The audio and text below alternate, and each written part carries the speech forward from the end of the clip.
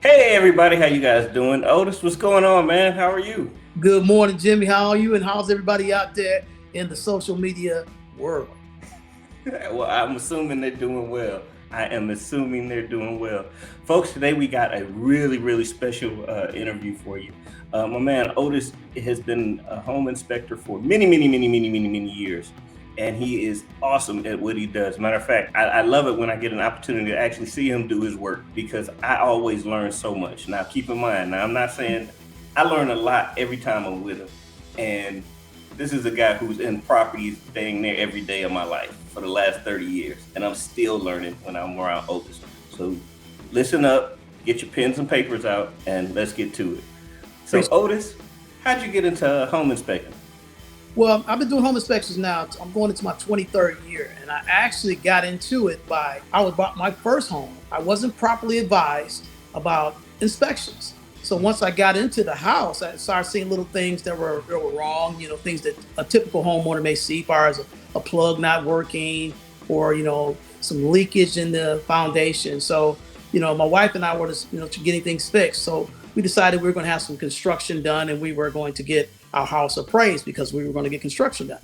So got some construction done. The appraiser came out and he did his thing, and I said, "Wow, man, you did all this, and this is an extra job for you." He said, "Yeah." I said, "Wow, I think it's appraisals, right?" He said, "Yeah." So okay, I'm gonna go. Maybe I'll start doing appraisals. Went up to the studio at Middleton Real Estate Training School and said, "Hey, I want to be an appraiser." They said, "Well, okay, that class started a couple of days ago, so you have to wait another 6 to 8 weeks Oh my God. to do it." And as I was reading through the descriptions of the different classes, I seen the ones at home inspector. And I said, "Well, hey, this sounds similar to what the appraiser's doing." They said, "Well, it's kind of similar, but different." And I'm like, "Wow, okay, but when does this class start? Because I like the way this sounds." She said, "Well, that class starts in 2 days." Like, I think I'll try that one. And the lady said, "That's a good choice, because if you're an appraiser, you have to work 2,000 hours as an apprentice. As an inspector, you can start right away once you finish class." I said, "That's the class for me." There you go. That's There how, you go. and also, Jimmy, it gave me a chance to do something and impact someone's life when they're making the most probably substantial investment in their lives as well. Because Yeah. when you're buying a house, that's in most cases, unless you're buying a boat too, that's the most money you're gonna have to be coming out of your pocket. That is true. That is true. It's fun. It's so interesting how our stories are very similar. One of the reasons that, not one of, the reason I got started as in appraising is because I got like three horrible appraisals in a row. Sucks to be you. One for my personal house, a property that I was looking to buy as an investment that I was going to flip, and then another one for my other personal house. So this all happened within a year. So this was back in the time when interest rates were dropping. The thing that pissed me off is for my home inspections, my personal home, that first appraisal and that last appraisal, there was like a $80,000 difference in Whoa. value. Whoa. It had only been 12 months. Now I'm living in West Bloomfield in a condo. That's a big a swing. It's not that big a swing in purchase. The worst part about it was a swing the wrong way, right? Yeah. So hey, like you said, horrible. You got three, so that's enough. Three strikes. You time to get back. I won't Three say strikes is trying to figure out what the issue was, because to your point, kind of like you, when you're in that bad situation, I saw that and I said, man, and at that point, what was funny is I had been selling real estate off and on for years.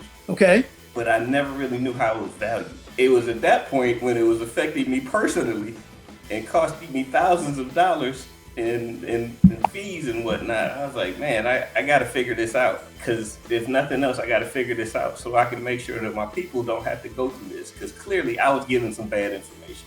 Absolutely. And that's similar to that with the home inspection businesses. I thought about, if I was properly advised, I probably either could have saved myself some money up front or money on the back end when I had to have people come in and repair things. So at that particular time, it was my first house. I believe I was 30, yeah, I was 33 years old. 33 years old. So I'm like, wow, how many of my friends are buying houses that may have had that similar experience, that they weren't properly advised? And the crazy part about it, Jimmy, is that my aunt was my real estate agent. So I was, you assume that she would be advising to say, hey, these are the things that you should ask your inspector. I wasn't even present. I wasn't told you should go to this inspection. Not even sure if the house was inspected. And that's, just bad advice. You can't say ignorance is bliss when you don't know, because if you don't know, you just don't know. But you expect somebody and you lean on someone to give you the information. Keep in mind, I'm not blaming my aunt, but being properly advised is something that I plan on doing for the rest of my life. When I know something, I'm gonna let someone else know. Absolutely. Especially when it's dealing with a home. As you know, right now, you being an appraiser, our business is dictated by those that are purchasing property. Yeah. Which is a lot of money. Exactly. Especially, and to your point, it's amazing to me, as we talked about before, the market's cooling, for lack of a better word, right? It's cooling. It's cool. It's cool. So I think from an appraisal standpoint, one of the things that I saw, and talk about bad information, is the bad information of overpaying for properties. That was real, evident earlier. Yeah, it's about to become even more evident over the next few months when the bill comes due, so to speak. But one of the other things that I found that was amazing to me was I saw dang near every contract I saw for between last year, June, to say February of this year. Mm-hmm. All of them had clauses in it that said no home inspection required. Exactly. Let me interject for 1 second. That was something that started happening to me, I would say probably around June, July of this year. And a couple of my savvy real estate agents asked me, what did I think of? They're calling me saying, hey, Otis, I'm at this property. They know they can FaceTime me because I am available like that to those that I do business with. I said, if you see something, you're not familiar with it, if I'm available, you can FaceTime me. We have a relationship where that's not going to cost you. Although I do get paid for my advice and I get paid for my time. If I'm actually available, I will talk to you about the property. So what we turned that into, we thought about how can we help these potential buyers when they're in competition with so many other people and they want to waive the inspection. So what we actually did was we came up with an idea, like they only get 30 minutes showing time when they get to your viewing the property. So the agent let the buyer know, hey, I have an inspector that can actually walk with us as we're looking at the house. And he can be your consultant and tell you just things that are just glaring right out then and there. That way you can have a better indication if you want to buy the house or not, because technically you're not waiving the inspection. You just are not informing the potential seller that your person walking with you is a certified inspector. Yeah, you have your advisor with you. Correct. And that's part of my business where I do inspections, but I also do as the consultant. So I'll do a consultant fee with them and we'll walk through that. Within that 30 minutes, you can gather a lot of advice because, Jimmy, I like to tell people and buyers and people that question the amount of home inspections, by me owning my own business, I can cut out the middleman, right? Mm-hmm. I don't work for a huge company. I work for myself and I have cohorts that I've trained that can assist me when I have larger projects. But when I do inspections for brand new agents and I'm doing a house that may be 2,500 square feet and I go through the house and I inspect it and I'm doing the report as I go along and I'm informing them and educating them as we walk through. And then I've had several agents tell me, wow, that didn't take as long as the last inspection I had. And I talked to a lady just on Tuesday. She said, wow, you did this house. It didn't take as long. She said, I can't believe the last inspector, it took 6 hours to do the inspection because he made me wait on my report. I said, so you paid the price to wait at the property for the report? She said, yes. I said, well, let me tell you something about when an inspector is taking that much time doing an inspection. There's a couple of things that's happened. Either they're milking the clock, either they don't have a proven method of how they're doing things, meaning they're not experienced, or they really are just not doing the service that they should be doing. Mm-hmm. So when she asked me that, I said, well, should I be penalized for my experience? She said, absolutely not. I said, because I very well could have did this inspection and then sat upstairs and typed the report as you weren't there. But that's not ethical. That's not what I do. I'm not going to sit in the car and type up the report to make the hours go by to make it look like I'm doing something that I shouldn't be doing. Mm-hmm. I handle my business. I have a method of doing my inspections. I have experience to back it. And if it's something that I haven't seen in my 23 years, I have a conglomerate and a cohort of people that I can call and say, hey, what is this I'm looking at? I haven't seen this before. Because once you think you haven't seen something, you see it.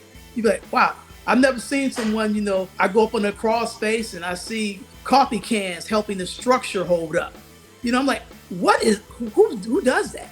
But we never know. But once I think I have seen something, there it is, I see it. If you're an experienced inspector, it should not take you all day to do an inspection. It just doesn't make sense to me because we get paid a substantial amount of money to do our jobs. But you shouldn't be feared that it didn't take you as long as there's only so many components that make up a house. So it shouldn't take you all day to do it. I run into that too when I'm appraising houses. Perfect example. I was out of the house just yesterday. I was inside of the house, I don't know, about 15, 20 minutes. And so I'm coming around and I did my thing, took my notes, took my photos, headed for the door. The homeowner was like, "You done?"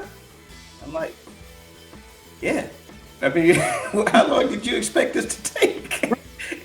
It's like, the last person that was here, he was here for like 2 hours. And to your point, I'm like, that's somebody who's my clients pay for my expertise. They don't pay for my time. Correct. They don't understand that although you've taken those pictures, you still got to go home and do some due diligence. Absolutely. You still have to take comps. You still have to put the work together. Absolutely. The inspection is the easy part. That is, for me, that is the easy part. That's the get out of the house part for me. Absolutely. The work starts when I get back to the office and I gotta, now I gotta assimilate all of this stuff. And to your point, it doesn't take hours to do that, at least from my vantage point. Yeah, I understand because, although I do portions of the inspection on my app as I'm walking through, I still have to put it together in the end to make sure everything is proper. The pictures are there, the verbiage there that is easily to be understood by the buyer because we don't use terminology that an appraiser would use or an inspector would use because that was the verbiage we use. It's going to confuse the buyer. Absolutely. So we want to make sure we use verbiage and things that make sense. So although I may be in the house 2 hours and and your report is basically done, I always let people know, hey, well, I'll have your report. I'll email your report within 24 hours. They'll be like, wow, okay, that's great because either I'll have to stay 6 hours like the last inspector, or I'll get it in 48, a couple of days. That's not how I function because I like to tell the people that I train, and as I go through and I talk to sellers, buyers, agents, appraisers, I get paid for what I know, not for what I do. It makes sense. Wouldn't you agree? Completely. Completely. I think that's the issue really from our advantages is that as being business owners ourselves, right. Reality is this. We've come to understand nobody really gives a damn about our time. They just want what we do, what they want. Exactly. So in your case, they want to know what's going on with this house. Is there anything I need to worry about? If it is, what are some possible solutions? If not, fine. And I need that information yesterday, preferably. That's what I'm looking for. That's why they call you. I know when they call me, they're calling me because they're looking for value, for a particular value, whatever that value is. And they don't really care. I mean, the reality is nobody really cares how long it takes you to do it. Unless it starts infringing on their time. Exactly. Especially if, exactly. They don't care about your time. Exactly. Now, if it takes you 32 hours to do a report or to do it, whatever, as long as they're not paying for it, perfect. Exactly. And that's the distinction, right? Well said. And that is one of the things that we often have to overcome. But yeah, I don't know. I think that's probably more of a business perception thing because we're in a slightly different industry. I mean, as consultants, and that's what we are, right? We're not paid for our time. We're paid for what's up here. Correct. Right? And at the same time, the people hire us because we have stuff up here, and they don't expect us to be learning on the job. Exactly. And and I've had to tell the potential clients that have gotten my number from an agent or a past buyer, relative, so on and so forth. And they'll call and they'll say, "Hey, Otis, my name is so and so. I got your number from Jimmy Roberts. I'm about to purchase a house, and I need to know this, that, and the other thing." And then they'll go into the point where, yeah, because I see this here and I want is just that. Because the foundation here is this, it's going to be here. What do you think about that? And they start asking me, what do I think? What do you think? What about this? What about this? And, I'm very cordial in regards to saying things that don't hurt people's feelings. But I have to sometimes stop them and say, I would love to answer those questions for you. I said, but keep in mind, if I start answering questions about something I'm not there to see, I'm actually doing an inspection for you over the phone, and this is how I make my living. Property investors, specifically real estate investors, really don't know how to value property. They don't. They don't. They don't. They just simply do not know how to value property the way banks do. Hey folks, how you guys doing today? Jimmy Roberts here, and after 30 years in the real estate business, over 20 years of that being in the appraisal business, the one thing that I know is for sure, the 5 biggest mistakes that real estate investors make that keep them from making big profits on their flips and in their investments in general. And I'm making that available to you. All you have to do is click the link below, and there you go. So I cannot just offer this information out to you freely. And if you would decide you want to buy the house, you'd be like, well, you told me this, I was just talking to you on the phone. So I would rather not do that, because information can be misconstrued in regards to what you told me and what's actually put down on paper. I try not to give out advice over the phone to people that I don't know, that are asking about, well, it looks like the roof is old, it looks like it's cracked here. What do you think? Will this potentially be problems later on? What do you think? I would have to come out and do the inspection, and then I can. One easy way to find out. Yeah. I can't. I've talked to I come out. I can tell you. Yeah. I can't tell you over the phone. Again, that's the thing. I get a variation of that question too. Yeah. What do you think it's worth, Jimmy? You be like, well, as soon as I utter any words, I've given an appraisal. Absolutely. Absolutely. My favorite response is, good question. Look, you know what mine is? So what do you think it is? Well, I don't know. Well, okay, I can probably help you with that determination if you hire me to come out there and do the inspection. And I will supply you with a report that documents what the potential issue is, or what you're actually looking at, or what the condition of that particular item is. Boom. Knew it. Tell us about it, please. All right, that's enough of that stuff. Let's talk about some real fun stuff. So we already talked about what's the difference between a home inspector and what an appraiser is. So now my question is this. When somebody hires you, what should they expect? Well, when someone hires me, first of all, what they should expect will be someone that's going to show up on time, because I've been in situations where agents have given my number along with someone else's and they chose someone else, and then they call me and say, hey, Otis, can you come out?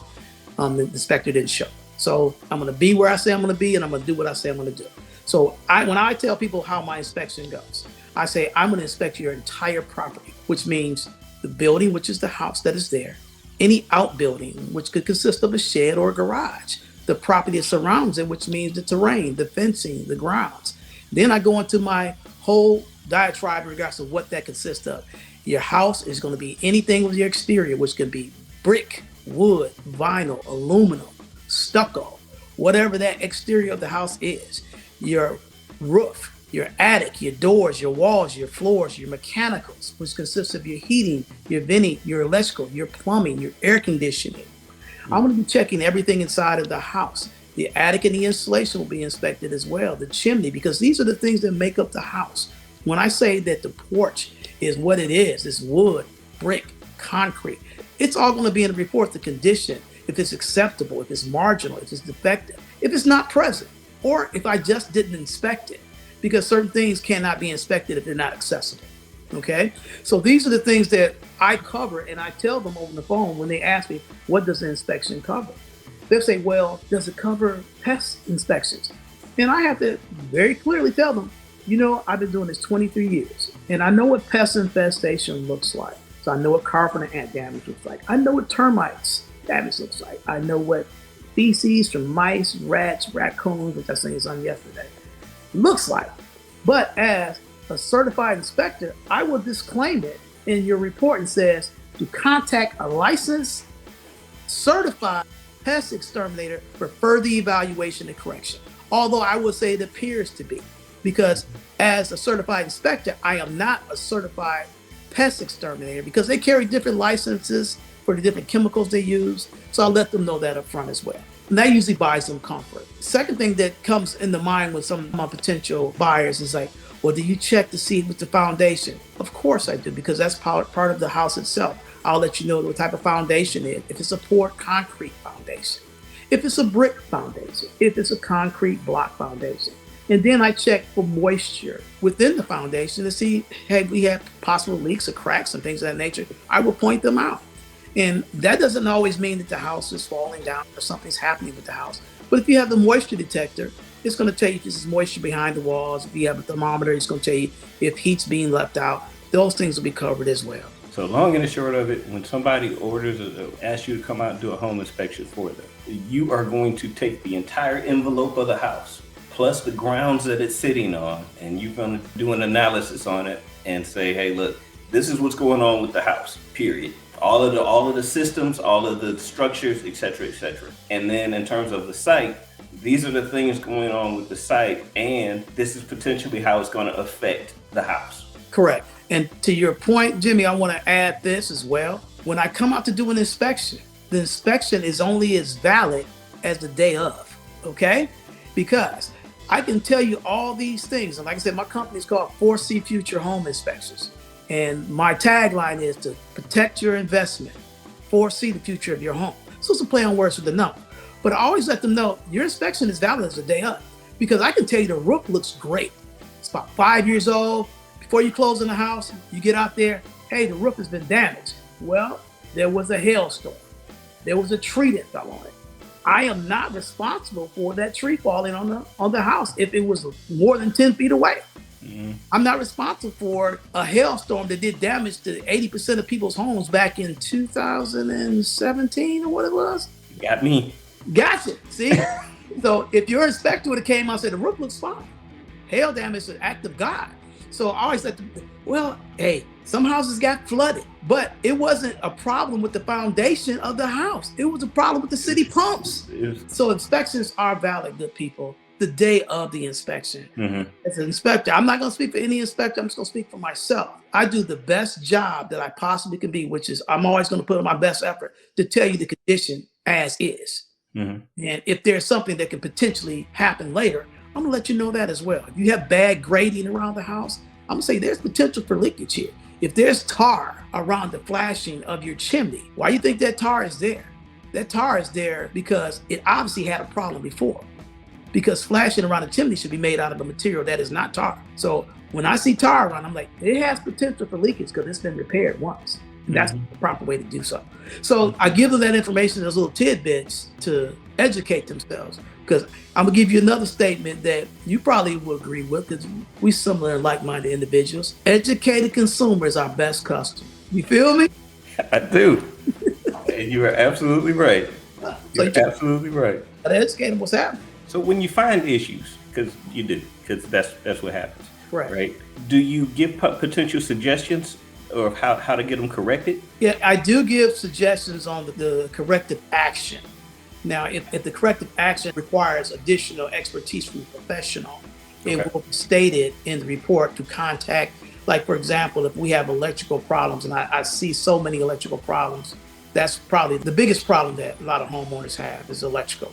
So when those electrical problems are there, I'm going to tell them what the electrical problem is, but I'm also going to tell them in the report, you need to contact a licensed electrician for further evaluation and correction, because it's going beyond what I'm looking at in this box. There may be some miswiring inside the walls, and obviously I see handyman work here. So there's other work that needs to be done. Because once again, I'm not going to step outside of my core competency. I am not a licensed electrician. I am not a licensed HVAC contractor. But I can see things that are incorrect. And if it requires further evaluation and correction, it's going to be stated. That way, when the potential buyer goes to their agent with the report, because the agent gets a copy of the report to say, well, we had all these boxes are left open. We see improper routing. Otis suggested that we have an electrician come out because it's too much work. That's give you all the advice and power you need for your agent to write an addendum to have those things taken care of, or it's a checklist for the things for you to do. I think going forward, we'll see more of that. Absolutely. People ducking and dodging and pulling those permits, bro. You know, they absolutely. Uncle Bob say I can put that together for you, a 6-pack and a pack of Newports. Absolutely. I know. Hey, Uncle Bob, you ain't went to no kind of trade school. But nope. And you know what? And God bless YouTube. God bless YouTube. There are a lot of things you can fix by watching YouTube. Absolutely. But not everything. That's true.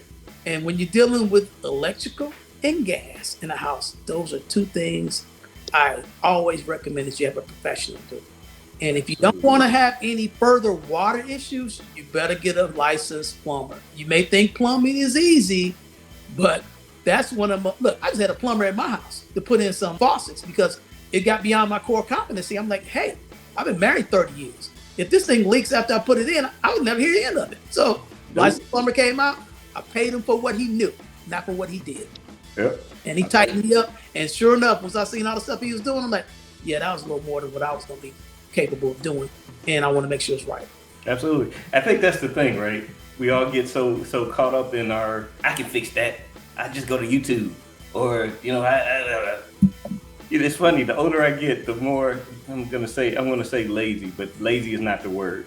I am much more strategic. There you go. I'm much more strategic with my time, energy, and money and other resources. I'm very strategic with those items, just like you. I know we had a faucet in my daughter's bathroom leaking, doing the thing. Now, you know, I'm like everybody else. At first, I gave it the college try. Right? Still leaking. Looks like a worthy project if you can get it done. Exactly. If I'd have done it and it worked, then we've been good. But, you know, I tried it with my knowledge. 20 minutes later, I picked up the phone and said, hey, I called a plumber friend of mine and was like, hey, man, I need you to come over and check this out. Yeah. It's got, once again, you'll hear me say this repeatedly, it's beyond my core competency. Hey. I'll give it a try. I mean, fixing things around the house and in the yard, oh yeah. And I'm creative and I use ingenuity. Yeah. Doing things. But when it gets to the point where it's like, yeah, that don't look right to me, so it's not gonna look right to somebody else. Mm-hmm. So, and it's not gonna last. And I'm all about doing things correct and doing things right. So if I didn't do it right myself, I'm the first one to know that I didn't do it right. That would haunt me. So yeah, use a professional at all times if there's something that is of value to you, because our time, Jimmy, is very important and is very valuable. I think a statement, and I'm not even sure if it's true or not, but they say, old wise man told me a long time ago that Malcolm X said he didn't understand a man that didn't wear a watch because time was so valuable. Same thing I said. I'm like, you know what? You're absolutely right, because time is valuable. And I'm not going to get all biblical and all that kind of stuff, but in the Bible, it talks about time, right? It says, I return and saw under the sun that the race is not to the swift, nor the battle to the strong, neither yet bread to the wise, nor yet riches to men of understanding, nor yet favor to men of skill, but time and chance happeneth to them all. There we go. You know what I'm saying? I do. There you go. So, speaking of time, I just want to ask you one last question before we wrap this up, because you dropped a lot of information on us. The one last question I got to ask for you is this. Most of the houses that you and I are in and out of are older. Generally speaking, what is the one thing that you would tell all buyers of old homes that they should absolutely do if they're considering buying an old home? If you're considering buying a home that is built before 1970, definitely you want to make sure that not only, you said the one thing. So I always say the one thing is that your electrical is up to code. That's the one thing. But I got to add a little caveat into that, because I've been doing some homes in Detroit, renovator specials, as you would say, and it's built before 1970, and it has the original windows in it. You want to get a lead-based paint test on those particular window sills, because if you have small children, you want to make sure that that's not, in the house, or if it is, it's encapsulated, meaning basically sealed. So that's just another. But I know you asked for one thing. That's my one thing, but you definitely want to get that. I like those two. I was wondering if you were going to mention lead-based paint. Oh, yeah, man. Especially in the city of Detroit, because as you know, that's one of the items that the city as a whole, the city administration is really going after. Oh, absolutely. And there's people that do. Now, I do lead-based paint tests that can tell us what it is, but there are lead abatement companies. And I've been actually, contemplating it several times about taking the course but this is a very expensive venture. So would I rather forward that business to someone else that is worthy, or would I rather take time to take the expensive class and course machine that has it? At this particular time, I can do a lead-based paint test with, the kits, and just let them know this is it. I see it, and to contact a lead abatement specialist for further evaluation and correction. But I can let them know just by doing. Yes. That's one of the things we were talking at one of the last inspections. I had a flash about that, about somebody who was, just going all over themselves about the potential for lead-based paint. Yeah. We're in a house that's 120 years old. Of course it's lead paint. Of course it's lead paint. They used back then. And when it's peeling from the ceiling and you're looking at the plaster, and it's all coming down, and it's hitting the ground, and it's, that stuff is airborne. Just like, look, and like I said, I don't want to take no more time. Just like the asbestos wrapped pipes. It's asbestos, it's torn. And once asbestos gets in the air, unless you have an air control quality team to come out, if you don't wrap it properly, it stays in the air, and that's a very hazardous material. Yeah. Not to frighten folks, but just to educate you. Yeah, folks, just in case you all didn't know, as we're talking about, you can see it specifically in those older, especially if you have a really big furnace, like the gravity furnaces. They're huge. They take up the entire basement. And the octopus arms. The octopuses. Yeah, that's a huge sign. Anytime you see one of those, there's asbestos somewhere around it. Usually they took asbestos and wrapped it around the furnace itself, as well as the arms, the ductwork. And the problem with it is that, as we know now, asbestos is carcinogen. And as that stuff breaks off, asbestos is friable, which means that it breaks up into really, really small pieces, and it's easy to get into it's easy for you to breathe. And I just told you it was a carcinogen, so you understand where this is going. So it can be a very bad thing. Well, here's the bad part. The bad part is, if you still have a gravity furnace, you already know that furnace works really well. It still works. And, we're at least 50 years, and that sucker still works. I'm just saying. So Either it's get somebody professionally to wrap those pipes or remove them. And once they remove them, the furnace got to go too. Yeah, you can, yeah. That's the. But once again, the educated consumer is our best customer. Absolutely, an educated consumer is our best customer. So that said, Otis, how can people get in touch with you? How can they avail themselves of your amazing knowledge? Well, you can call me at 313-247-2680. That's 313-247-2680. Okay. Or you can go to my website and you actually can fill out the contact list. My website is www.4c future.weebly.com. And I'm more than happy to answer your questions or to book you for a scheduled inspection. Awesome. Folks, that information will be down in the description, so please make sure you utilize it. I forgot to ask you this. Where do you work? I work everywhere my car will drive me. 2 weeks ago, I went from Monroe County to Flint in one day and didn't know, because I had did a favor for one of the agents, and they called me while I was on inspection in the area that was called Ezrao Island, which is in Monroe County, or Newport, Michigan. And they had inspection. I had never been there. It was right off of Lake Erie and Swan Creek. And I was inspection said, "Oh, I'm in the bind. I need you to help me do an inspection. Can you do this inspection for me today?" I'm like, "Well, I'm probably about, I'm an hour and 10 minutes away from Farmington Hills where I live." And I said, "But yeah, I probably could do it after 4 or 5. Where is it?" But I already committed that I would do it. And she said, "It's in Davidson." I'm like, "Davidson? You mean like near Flint?" Yeah, I'm like, "Oh Lord." So I finished the inspection. I put it in my GPS, and it was like, "It's going to be an hour and 50 minutes from where you are." I'm like, "You know what? I'm not waiting at 5 o'clock. I'm done now. I'm just going to go and do it now." But anyway, so I work everywhere. So feel free to call me. Just let me know where your property is, and we can get you scheduled. Otis, thank you. Hey, Jimmy, man, thank you for inviting me on the show. I really appreciate your friendship. I appreciate your professionalism. I appreciate you, bro. All right, man. Hey, one of the things that we're gonna have to do is we're gonna have to bring you on. I'm gonna have to bring you on with some agents. Maybe we can give them some tips and things that they need to send our way to help them. Absolutely. It's all a community of educated folks that are trying to help one another. Absolutely. What a pleasure. Well, the pleasure was mine. You have a wonderful, safe Friday, a great weekend, and hey, remember, an educated consumer is our best customer. Absolutely. Folks, Otis Cheatham with 4C Future Home Inspections. Make sure you check him out. His information is down below. And with that, we are out of here. All right. Peace, everybody.